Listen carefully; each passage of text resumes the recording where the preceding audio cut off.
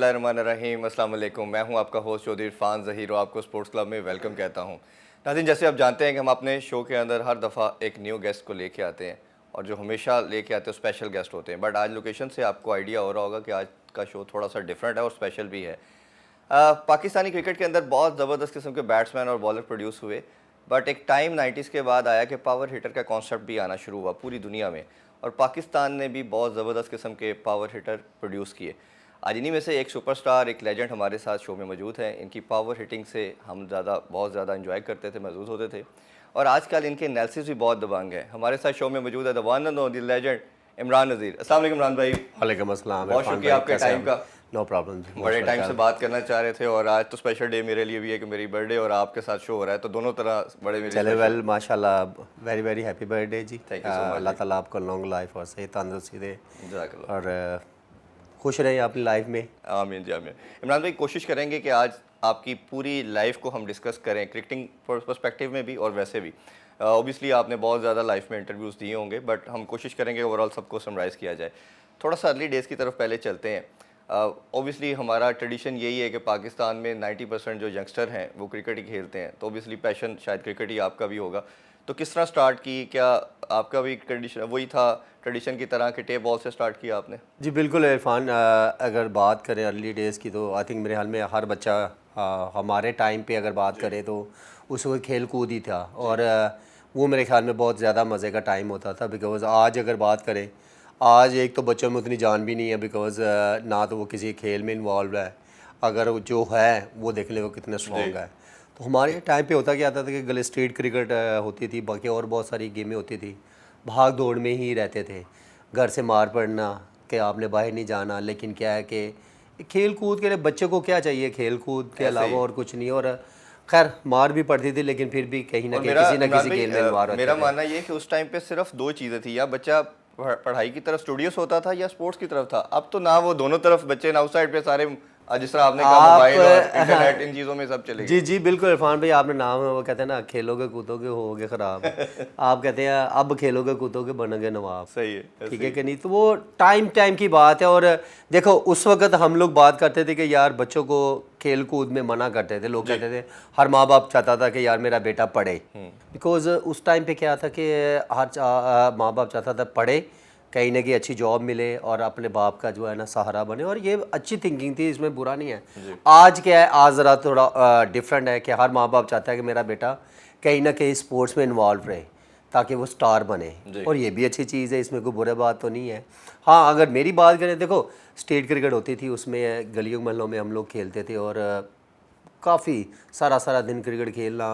School का time होता था, स्कूल जाना, फिर वो उसके बाद फिर क्रिकेट ही होती थी। बड़ी मार पड़ती थी। एक दिन ऐसे ही हमारे उस्ताद हैं, मेरा भाई क्रिकेट खेलता था बड़ा, ठीक, और वो ऐसे ही गुजरते जैसे होता है ना एक चेक करना, तो वो उन्होंने सरसरी पूछा था, यार ये लड़का कौन है यार, ये तो बड़ा मज़े का क्रिकेट खेल रहा है यार, बड़ा टैलेंट है इसमें। अच्छा। तो वो मेरा भाई कहता है, यार ये मेरा भाई है सबसे छोटा ना। तो खैर वहाँ से बात शुरू हुई।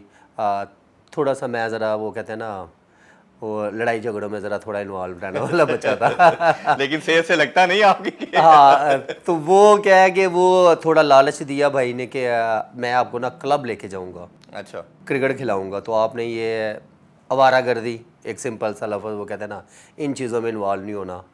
तो मैंने कहा जी टेंशन ही नहीं है। वो कहता घर से नहीं निकलना, स्कूल से घर और क्रिकेट बस। और ये वाकई जेन्युइन बात है कि वो दिन और आज का दिन है, मैं कभी भी फिर लेफ़्ट राइट वो कहते हैं ना किसी चीज़ों में इन्वॉल्व ना हो रहा। क्रिकेट पे इतनी ज़्यादा मेहनत की, खेलते वो ये तो पता ही नहीं था, आइडिया ही नहीं था कि अर्ली उन क्या होता था उस टाइम पे कि यार हमें फ़र्स्ट क्लास क्रिकेट मिल जाए, बैंक की एक जॉब मिल जाए, तो वो एक फ्यूचर होता था उस वक्त बंदों का। तो आज तो खैर क्लब क्रिकेट से ही उनका जो माइंड वो सेट है कि पाकिस्तान ही खेल रहा है। बिल्कुल, और है भी बड़ा ईजी आज के टाइम में। आप अमरीद के क्लब से भी खेले, आप बता रहे थे, फिर आप PNT से भी खेलते रहे, तो कब आपको रियलाइज़ हुआ कि मैं इंटरनेशनल कमोडिटी हूँ, और किसने पिक किया फर्स्ट टाइम आप? देखिए इरफान भाई, मैं आज जब ये चीज़ें अपने बचपन की याद करता हूँ तो थोड़ा सा फीलिंग आती है कि मैं जब क्लब क्रिकेट खेलता था मुरीद के में, तो उस वक्त बहुत सारे लोग जो है ना वो मेरी क्रिकेट देखने आते थे।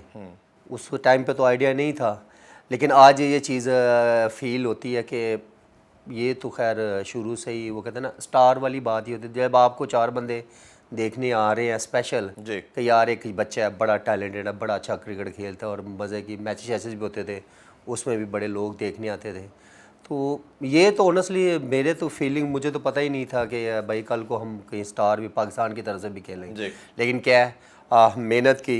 एक टाइम ऐसा है कि ग्रेड 2 मैंने खेले, अंडर 19 खेली, उसमें जब परफॉर्मेंसेस हुई तो वो एक ना आगे से व्यू नज़र आना शुरू हो गया। फिर एक टाइम ऐसा आया कि जब मैंने ग्रेड 2 में टॉप किया था, उस वक्त मैं ग्रेड 1 में जब मर्ज हुआ, मेरा पहला डिपार्टमेंट था वापडा, जी। मैंने उनकी तरफ से डेब्यू किया था फर्स्ट क्लास क्रिकेट का। वहाँ से जब मैंने रन्स किए, मैं आई थिंक मैं सेकंड हाईएस्ट स्कोरर था, तो मेरा पाकिस्तान अंडर 19 में नाम आया था। ठीक। उस वक्त तक भी जेन में नहीं था कि यार पाकिस्तान को कभी टच करेंगे। इंग्लैंड से जब वापस आया हूँ, वहाँ पे मैं सेकंड हाईएस्ट स्कोरर था, 1 रन में से तौफीक उमर टॉप स्कोरर था, 1 रन ऊपर था।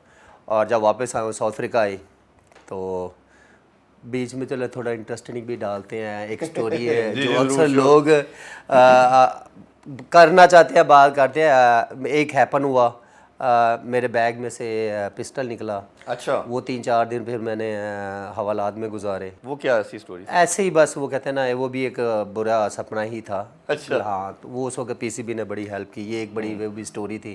ठीक। मैंने कहा चले आपके इंटरव्यू में भी ये भी ठीक। तो खैर ये चीज़ें मैं इसलिए बयान करता हूँ कि जो आने वाला अपकमिंग youngster, यंगस्टर जी, है, उसका ईमान बिलीव जो होता है वो बड़ा मायने रखता है। और देखो, मैं साफ को आदमी था, मैं बड़े बड़ी परेशानियों से मैं निकला।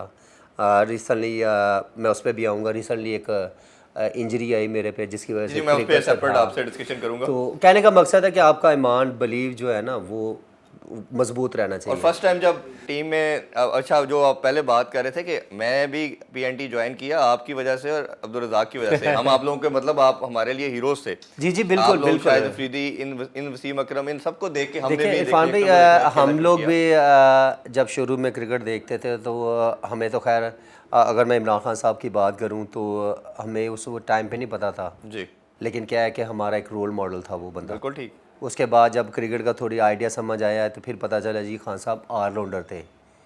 तो ये चीज़ें टाइम टू टाइम पता चलती है। फिर उसके बाद जब क्रिकेट में खुद इन हुए, जो मैं बात कर रहा अगेंस्ट साउथ अफ्रीका, उसमें मैंने टॉप स्कोरर था और समझे नेक्स्ट डे ही मेरा जो है ना टेस्ट टीम के लिए अनाउंस हुआ अच्छा, था। उसमें इमरान भाई मेरा मानना ये है कि जो 22 करोड़ में से टीम के लिए सिलेक्शन होती है उससे बड़ा कोई ऑनर नहीं, और these people are chosen by Yes, God. अल्लाह की yes, बहुत बिल्कुल। बड़ी ब्लेसिंग है कि Yeah, आप yeah, अपने कंट्री को रिप्रेजेंट करते हैं और झंडे को सजाते हैं। बिल्कुल। वो क्या फीलिंग थी, घर वालों की क्या फीलिंग थी, और किस तरह आपने उस प्राइड को फील किया? यार एक मुझे अभी भी याद है, मैं और शुएब मलिक रूममेट थे और इतना आइडिया नहीं था कि पाकिस्तान टीम में डायरेक्ट ही नाम आ जाएगा। ये था उस वक्त क्या होता था कि जब आप अच्छा परफॉर्म करते थे तो आपका साइड मैच पहले खेलने पड़ते थे, आप जी, कैंप में जाना पड़ता था। तो वो एक रिसेंटली जब नमाज़ पढ़ के, मैं सुबह कुरान पाक पढ़ता था, नमाज़ पढ़ता था, उसके बाद फिर इंग्लिश अखबार आता था हमारा। हम लोग पीसी होटल में थे, तो ऐसे ही हम लोग ना स्पोर्ट्स पे चेक करते थे। उसमें जब पाकिस्तान टीम अनाउंस हुई वो पढ़ी तो और उस टाइम न्यूज़पेपर में ही नाम आते थे। न्यूज़पेपर में नाम आते थे। तो वो जब मैंने देखा पाकिस्तान टीम में नाम, तो पहले तो कोई 5 सेकंड के लिए 2-4 मिनट के लिए तो सकते में ही चला गया। होता है, एक बच्चा देखे ना, उस वक्त एज भी यंग थी और Probably 17 इयर्स के थे। या बिल्कुल। और फिर उसके बाद मैंने एकदम शुएब मलिक को उठाया, मैंने कहा उठोए तो वो एक बड़ा ना बड़ी हैप्पी फीलिंग और बड़ा एक अजीब ही वो कहता है ना, वो होता है ना, वो बयान ही नहीं आप कर सकते। जी, ब्रेकफास्ट में जब गए तो सारे लोग बड़े खुश हुए कि मुबारक आपका नाम आ गया। और उस वक्त वो बड़ा, और जब मैं पहला टेस्ट मैच खेला था तो वो भी एक ऐसी फीलिंग थी कि वो कहते हैं ना, probably श्रीलंका डेब्यू yes, हुआ yes, था लाहौर में। लाहौर में, और वो भी एक बड़ी मज़ेदार फीलिंग थी। होता है, देखो आपने लाइफ में एक अचीवमेंट के लिए कि यार मैंने यहाँ तक पहुँचना है, और उसके लिए आपको बड़ी वो कहता है मेहनत करनी पड़ती है। बिल्कुल। और उसमें कितनी स्ट्रगल थी ये और जब मैं उस पे जानता पहुंच हूँ। जाते या हैं तो ऑब्वियसली आपकी वो Yes, success yes, yes. Complete हो जाती है। जी, इमरान अजीज के साथ बड़ी इंटरेस्टिंग गुफ्तगू जारी है, but time for short commercial break. Stay with us.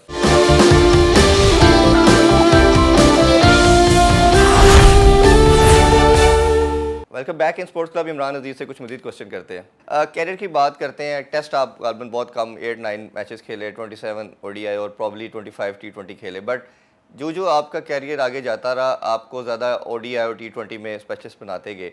But मुझे याद पड़ता है कि आपकी वेस्ट इंडीज़ के अगेंस्ट एक सेंचुरी थी, वो बहुत शानदार किस्म की सेंचुरी थी और शायद अभी तक मुझे याद है कि बड़ी खूबसूरत। तो क्या आप भी फोकस छोटे फॉर्मेट को ही करते थे, वाइट बॉल को, टेस्ट को नहीं करते थे? इरफान भाई, एज ए प्लेयर मेरा ख्याल है कि कभी भी कोई ऐसा क्रिकेटर नहीं है जो कहेगा कि यार मैंने बस इसी पे फोकस करना है। ठीक।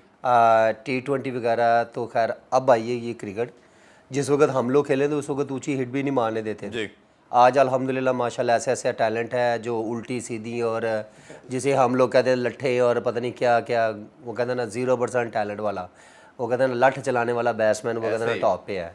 तो मैं तो खैर कभी भी नहीं चाहूँगा कि मैं आज भी अगर मेरे दिल से पूछे तो मुझे क्रिकेट ही वनडे और टेस्ट मैच ही है, क्योंकि मैं उस टाइम पे क्रिकेट खेल रहा हूँ जब क्रिकेट ये दो ही फॉर्मेट होते थे।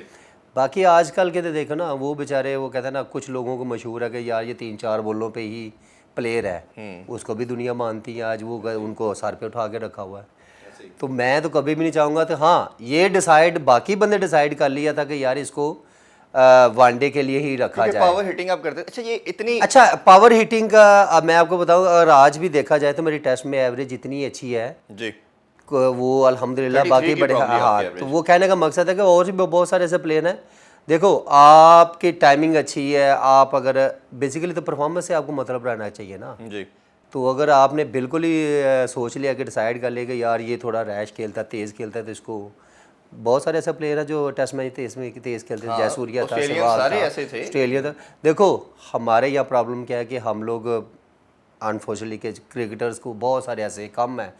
लकीली खुद ही किस्मत की बात है, कुछ जो बन गया लेके बाबर आजम 1 मैन शो है, ऐसे ही वो जैसी क्रिकेट खेलता है वो अभी तक जो है ना वो अकेला ही है। बहुत सारे लोग कहेंगे कि जी मैंने इसको बैकअप किया, मैंने किया, किसी ने कुछ नहीं किया। सही। हाँ, क्योंकि मैं उसको अंडर-19 से जानता हूँ, मैं उसको बहुत अच्छे तरीके से जानता हूँ, अपने बलबूते पे खेला है।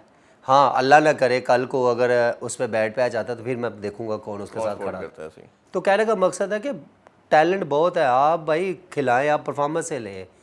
आप अगर आपकी परफॉर्मेंस है तो आप उसको खिलाएं, अगर नहीं है तो वो छोड़ दें। आप डिसाइड करने वाले नहीं है कि यार ये तेज़ खेलता है। अगर आप अपने कैरियर को सबको समराइज, मैं आपको सॉरी इरफान भाई, अगर ये कहते हैं ना तेज़, जब मैं इंजरी से वापस आया 2 साल के बाद, 6 साल के बाद, जी, अच्छा भला मैं फिट था। जब मेरे टाइप की क्रिकेट आई तो उस वक्त भी नहीं मुझे इन लोगों ने खिलाया। बहुत सारी ऐसी वजह है। नहीं, उसमें मैं आपसे सेपरेट डिस्कस करूंगा। मैं थोड़ा सा पहले ये डिस्कस करना चाहूँगा कौन सी ऐसी इनिंग्स आपकी मेमोरेबल थी। 2-3 तो मैं बता सकता हूँ। एक तो आपका जिस तरह आपकी और फरीदी की पार्टनरशिप थी अगेंस्ट साउथ अफ्रीका, बात करें शारजा कप में, वो बहुत खूबसूरत इनिंग्स थी आप दोनों की।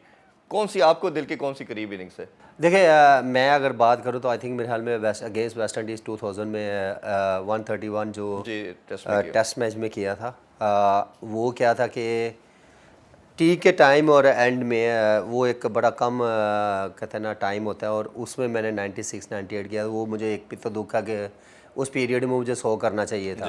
पाकिस्तान टीम जो है वो टेस्ट मैच ऑलमोस्ट हारने की तरफ था जी। वो टेस्ट मैच बचाया और ड्रॉ की बॉलिंग लाइनअप जो उस टाइम थी, जो उनकी बॉलिंग लाइनअप थी, तो वो एक बड़ी मेरी वो कहते हैं लाइफ टाइम मीनिंग्स है। बाकी और भी बहुत सारी हैं, लेकिन क्रिकेट वाइज अगर देखा जाए तो वो इज़ द बेस्ट इनिंग्स। अच्छा, एक जहाँ अच्छी चीज़ों को याद करते हैं, बड़े आपके ओबियसली कैरियर के अंदर हार्ट रेंचिंग मोमेंट भी आए होंगे।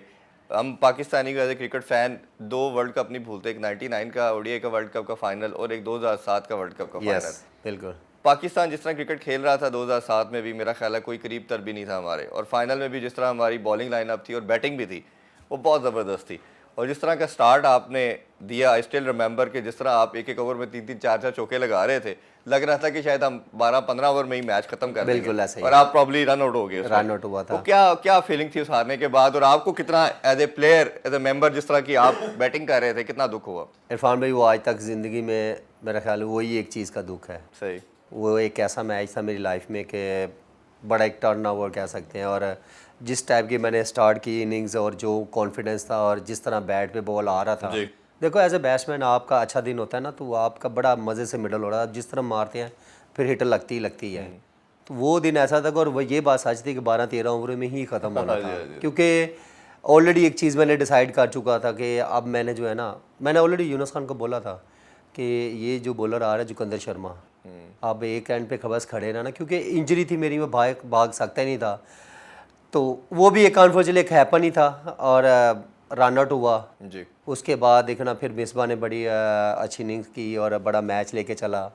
वो हमारी किस्मत में ही नहीं था बेसिकली, अगर होता तो शायद मैं ही ना और रन जिस तरह वो स्ट्रेट के उनको हिटिंग कर रहे थे, मेरा ख्याल है पीछे मारना, तो हम अभी तक सोचते हैं क्या वो किया देखो होता क्या है कि आप हम लोग यहाँ बाहर बैठ के बड़ी चीज़ें डिसाइड कर लेते हैं कि यार इसको ऐसे खेलना चाहिए, जो अंदर होता है यार उसको obviously, वो भी हर बंदे की कोशिश यही होती है कि देखो टीम की उस टाइम पे देखो अगेंस्ट इंडिया बड़ा एक फाइनल मैच मेरे ख्याल में हिस्ट्री में फर्स्ट टाइम ही होगा, जी, वर्ल्ड कप का फाइनल। वर्ल्ड कप था जी। हाँ, तो वो एक बड़ी अचीवमेंट थी, लेकिन चले आपकी लाइफ में आप जो सोचते हैं वो ज़रूरी नहीं कि होता बिल्कुल है। ऐसे ही। अच्छा, थोड़ा फिर आगे मजीद चलते हैं। आपने 2012 तक खेले, फिर आपको इंजरीज ऑन एंड ऑफ तो थी, बट एक ऐसी इंजरी आपको आई या प्रॉब्लम आया आपकी लाइफ में, डिजीज़ आई कि आप बिल्कुल ही आउट हो गए।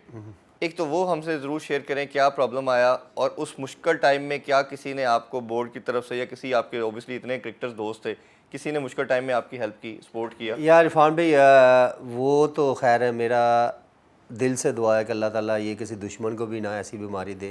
और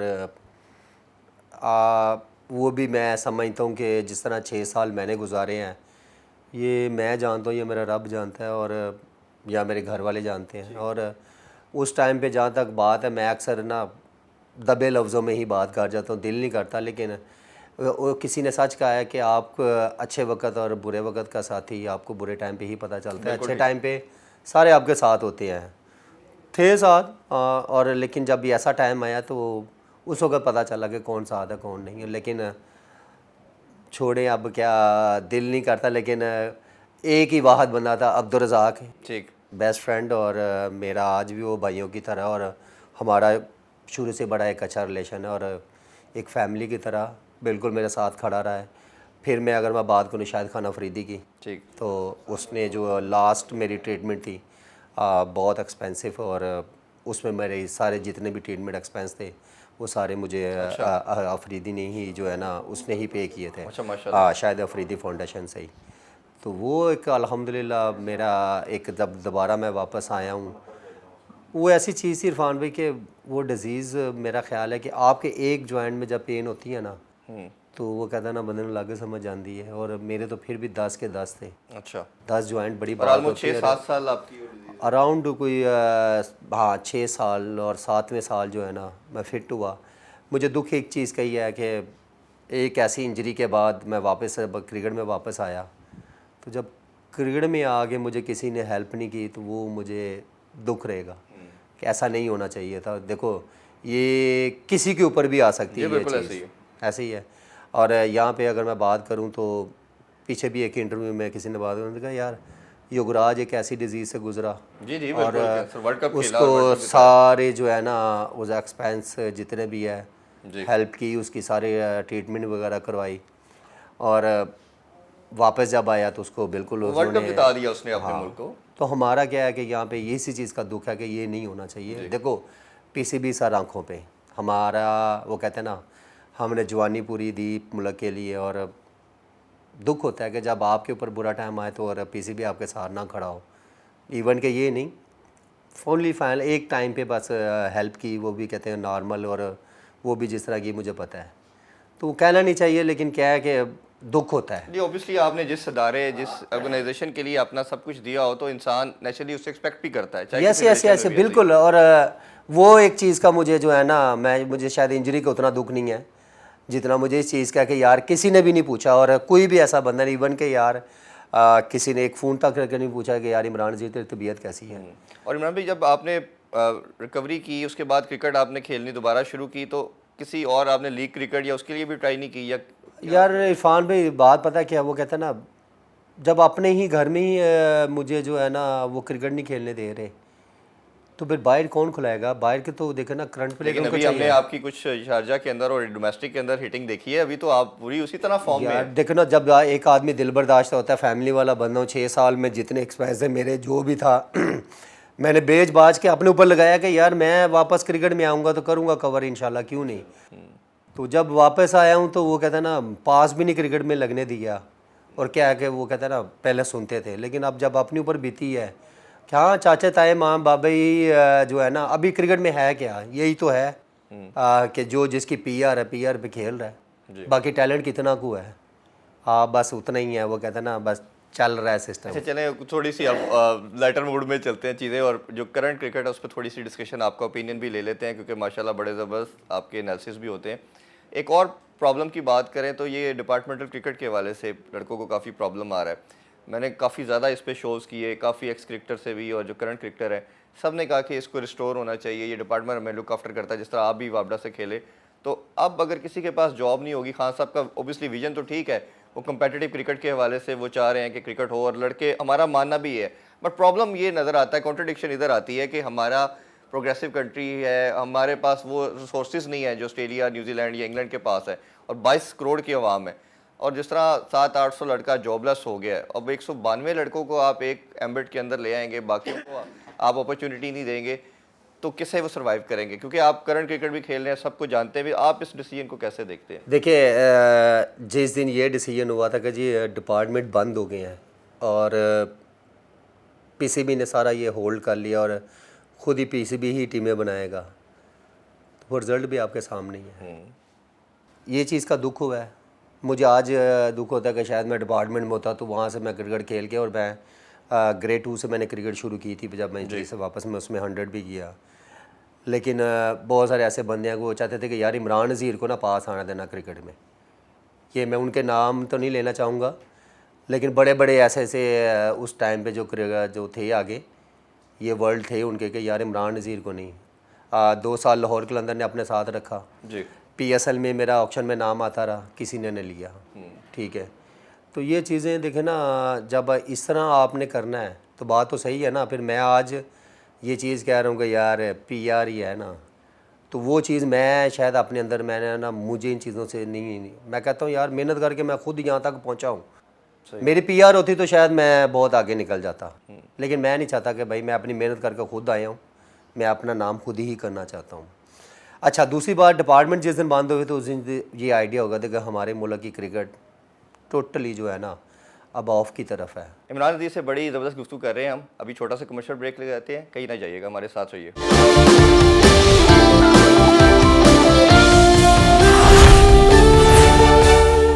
once again welcome back in sports club. Imran Nazir से ज़रा गुफ्तगू आगे बढ़ाते हैं। मेरा मानना ये था कि आप दोनों को पैरेलल भी चला सकते थे, आप इसको सेकंड ईयर में ले आते डिपार्टमेंट, उनमें से जो बेस्ट परफॉर्मर होते आप उसको आप इस एम्बिट में ले आते, उनको पीसीबी ले लेता, बट दोनों को बंद नहीं करना चाहिए था। सर देखे ना, अभी अपनी ईमानदारी से इरफान भाई, आप भी क्रिकेट पे प्रोग्राम करते हैं, कौन सा ऐसा क्रिकेटर नीचे वाली कोई लॉर्ड नज़र आ रही है आप? ऐसे ही, बिल्कुल ऐसे ही मैं, मुझे तो नहीं नज़र आती। मैं अक्सर चैनल पे बैठता हूँ, टीवी प्रोग्राम करता हूँ, लेकिन मुझे तो कोई ऐसा टैलेंट नहीं। हाँ, पीएसएल में 2 छक्के मार लिए जिसने, बस भाई उसको पाकिस्तान खिला दो, वो बेचारा आगे जाके, बहुत सारे ऐसे हैं। जी जी, अब नाम क्या लेना, नाम वो कहना सबको पता ही होता है, ठीक है। ऐसे ऐसे क्रिकेटर हैं वो बेचारे 4-4 की एवरेज से 5-5 की एवरेज से टेस्ट मैच भी खेल गए हैं, 2 छक्के मारे भी। हाँ यार, ये बस 3-4 बॉलर का प्लेयर है। पीएसएल का आपने जिक्र किया, तो आप पीएसएल को एज ए ग्रोइंग कमोडिटी कैसे देखते हैं, और कितना आप देखते हैं कि ये डेवलप हो रहा है? और ओबियसली हर चीज़ के प्रोज एंड कॉन्स भी होते हैं। बेनिफिट की बात करें तो ओबियसली टैलेंट आपको मिल रहा है कि लड़कों के लिए पैसा थोड़ा अच्छा मिल रहा है, आप इंटरनेशनल जो लड़के नहीं खेल पा रहे वो फील्ड को ले लेते हैं, ड्रेसिंग रूम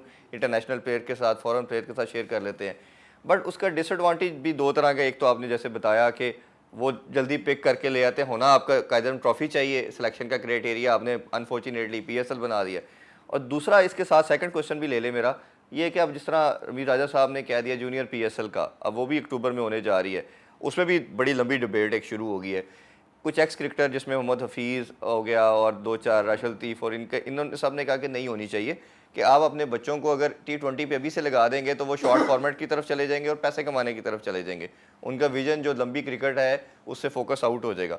आप एज ए प्लेयर पीएसएल को कैसे देखते हैं, और फिर जूनियर पीएसएल के वाले से क्या राय रखते हैं? इरफान भाई मुझे एक बात बताएं, पीएसएल हमारा एक बहुत तगड़ा ब्रांड है जी, और हमें बिल्कुल हमें सपोर्ट करनी चाहिए, हम करते भी हैं, लेकिन भाई वो एक इंटरटेनमेंट गेम है, उसको एक सेपरेट रखें। बिजनेस है, बिजनेस है, हाँ। ठीक है। मतलब कि देखो ना, ये अच्छी चीज़ है कि वो एक ऐसा प्लेटफॉर्म है कि अपकमिंग क्रिकेटर्स का अच्छा फाइनेंशियल हेल्प है और उनको पैसा मिलता है, उनका ब्रेन जो है वो अच्छा ग्रूम होता है, और आप जब किसी के साथ ड्रेसिंग रूम शेयर करते हैं एक्सपोजर मिलता है, तो कहने का मकसद है कि वो एक सेपरेट है।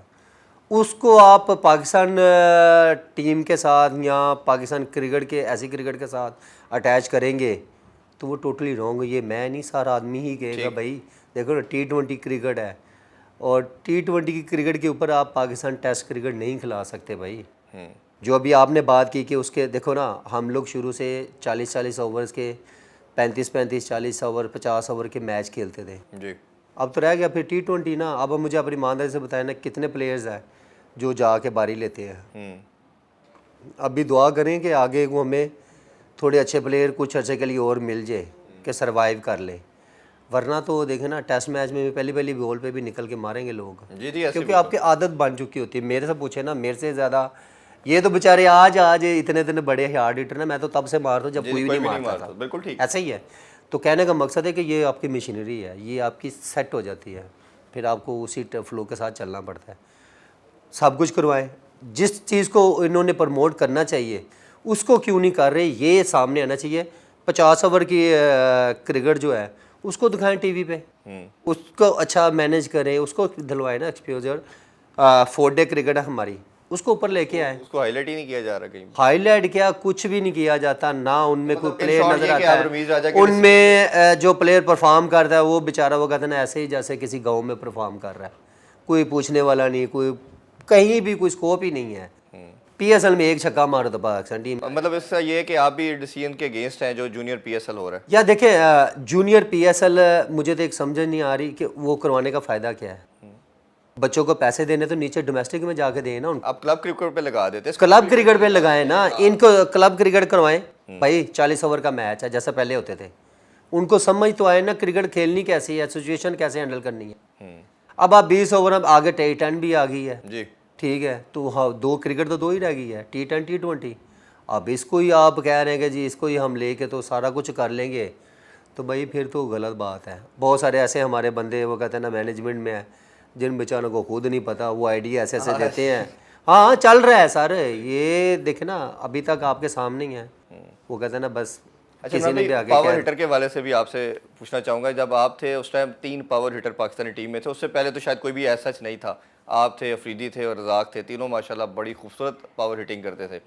तो पावर हिटर के लिहाज से ये बताइए, जिस तरह आपकी तो उन दोनों से बड़ी लीन बॉडी थी और बड़ा स्लिम स्मार्ट थे, बट फिर भी जिस तरह की पावर हिटिंग करती थी, अभी करंट लॉट के अंदर जो टीम में खुशदिल शाह है, आसिफ अली है, उसके अलावा पहले हमने देखा कि फ़खर जमान तो चलो टॉप ऑर्डर पे थोड़ी अच्छी पावर हिटिंग, कौन से लड़के आपको लगते हैं जो पाकिस्तान का फ्यूचर है?